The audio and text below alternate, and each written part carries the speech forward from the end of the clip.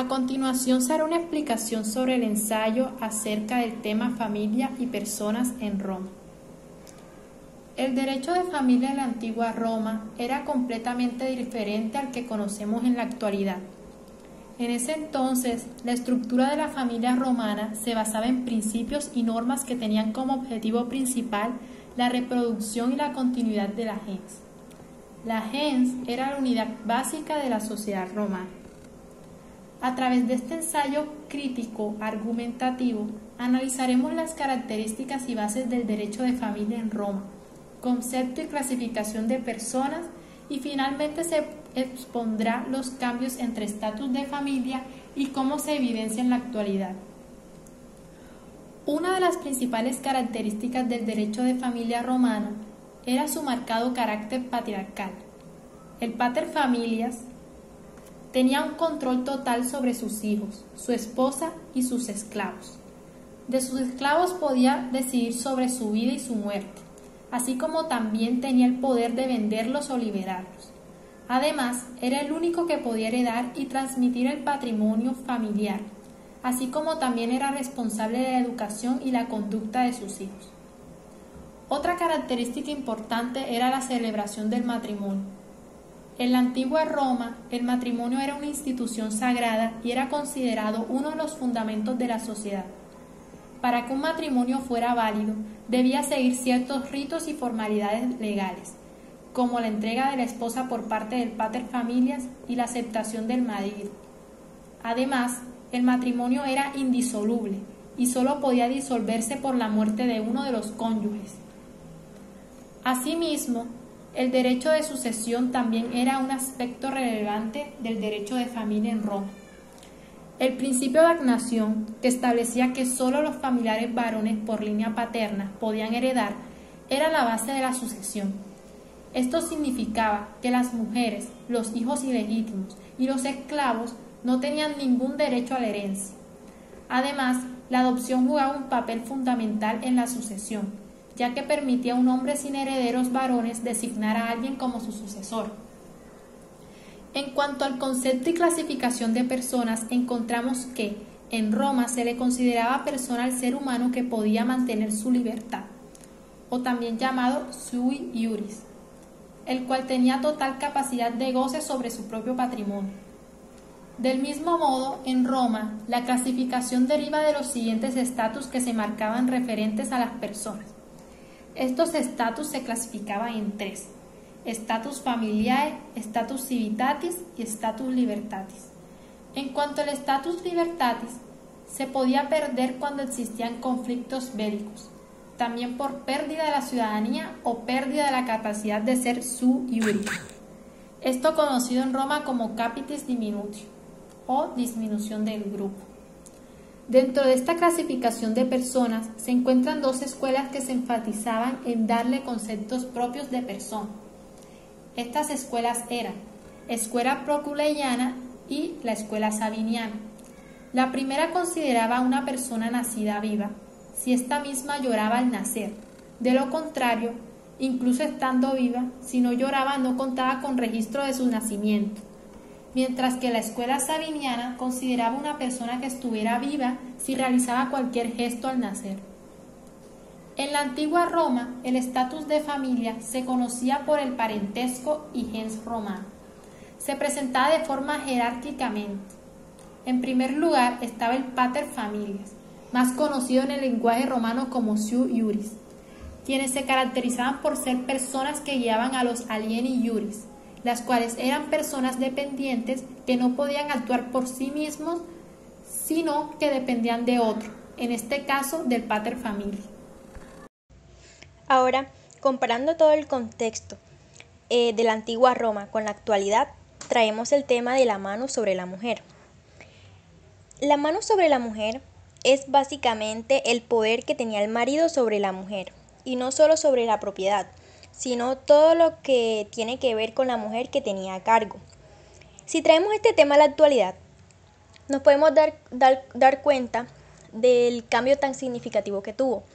Esto debido a que hoy día no se encuentran en las familias un orden jerárquico, donde una persona manda más que otra, sí se encuentra un orden, pero no se encuentra que otros tienen un poder absoluto sobre esos otros.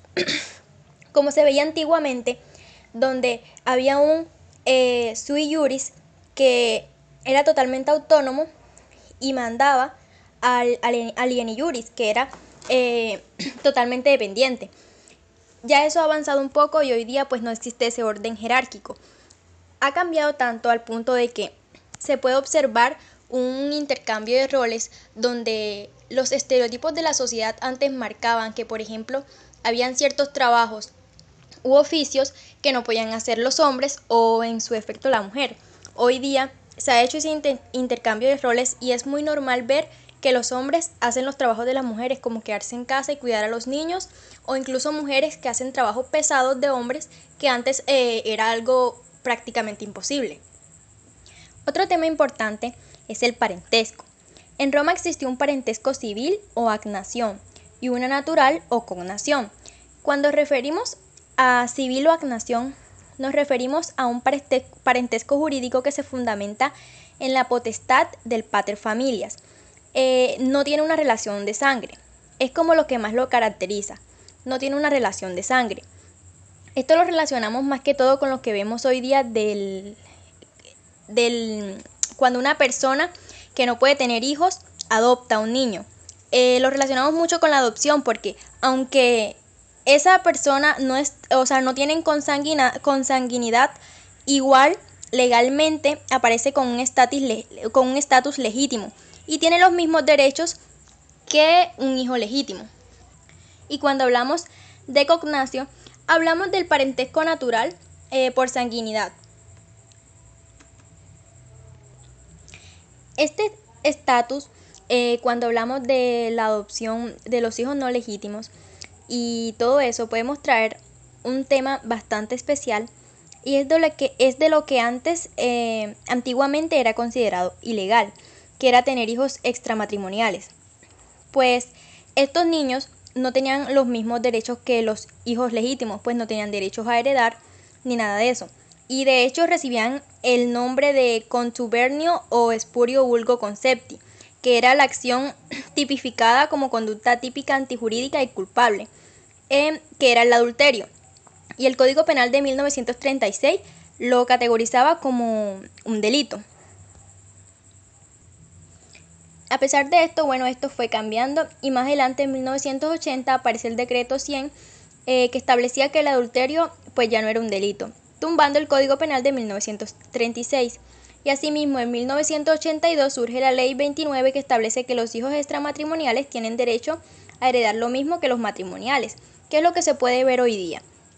Esto mismo ocurrió también con el tema de las esposas legítimas, porque antes las mujeres no tenían, las mujeres que lo que hoy conocemos como unión libre, que se casaban pero no legitimando ese matrimonio, no tenían los mismos derechos ni el estatus que tenían las mujeres que se casaban legalmente. Por lo cual no tenían esos derechos, que heredar, por ejemplo, la propiedad de cuando el esposo fallecía y eso. Más adelante también ya eso hoy día no se ve, pues ya se ha actualizado y pues las mujeres, ya se encuentra como un estatus civil de unión libre como un matrimonio igual. Y así encontramos muchos ejemplos de cómo ha avanzado tanto la antigua Roma, desde la antigua Roma hasta la actualidad, aunque también hay cosas que todavía se tienen que avanzar, pero considerando cómo era en ese entonces, pues hemos tenido muchos avances. Así pues, mencionamos el tema de lo que era el pater familia y sus potestades sobre los miembros de esta, pues se evidenciaba un poder superior. Hoy día eso ha cambiado, pues todos los miembros de las familias tienen sus derechos y ya lo que cambia son las reglas de cada núcleo familiar. Esta es establecida por la misma. También entra el tema nombrado anteriormente sobre los cambios de roles y oficios del hogar. Claramente hay un orden coercitivo dentro de la familia. Sin embargo, este no desvalora a los miembros ni le viola los derechos naturales como personas. Finalmente encontramos que en muchos aspectos en el derecho de familia romano difiere el derecho de familia actual, ya que demuestra las bases para el desarrollo de esta rama del derecho. Por consiguiente, damos como resultado que el análisis crítico de las características y bases del derecho de familia en Roma nos permite entender la evolución de esta institución a lo largo de la historia y valorar los cambios y avances que se han producido en el transcurso del tiempo, en la actualidad. Se evidencia una desigualdad entre la mujer y el hombre en la antigua Roma, mientras que hoy día ambos géneros cuentan con los mismos derechos y no existe un orden jerárquico entre estos. Además, se han producido intercambios de roles en la actualidad, en donde observamos que los oficios y deberes que antes eran categorizados como femeninos o masculinos, hoy son realizados por ambos sexos.